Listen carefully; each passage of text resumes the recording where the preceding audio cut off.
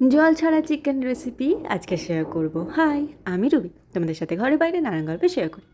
তো চিকেনটাকে ভালো করে ধুয়ে নিয়ে ওর মধ্যে আদা, কাঁচা লঙ্কা, রসুন পেস্ট, তার সাথে দিয়ে দেব লবণ, ব্ল্যাক পেপার, কাশ্মীরি লঙ্কার গুঁড়ো, টক দই আর লেবু। এগুলোকে মিক্সড করে ভালোভাবে ম্যারিনেট করে রাখতে হবে, মোটামুটি ওই 30 মিনিট মতো, তার কম রাখলেও চলবে।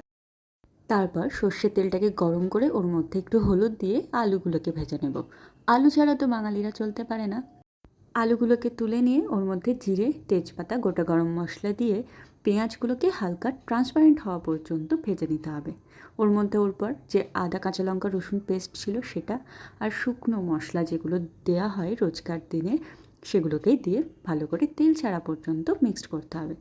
ওর মধ্যে তারপর টমেটো পেস্টটাকে দিয়ে আরও কিছুক্ষণ নাড়িয়ে দিয়ে দেবো চিকেনগুলোকে। বেসিক্যালি এই চিকেনটা জল এক ফোঁটাও লাগে না। 10 মিনিট করে ঢেকে ঢেকে রান্না করতে হবে, যতক্ষণে সেদ্ধ হবে। কি এত একটা ভালো রেসিপি শেয়ার করলাম তোমাদের সাথে, লাইক কমেন্ট করতে কিন্তু ভুলো না। তো আজ আসি, দেখা হবে নেক্সট ব্লগে।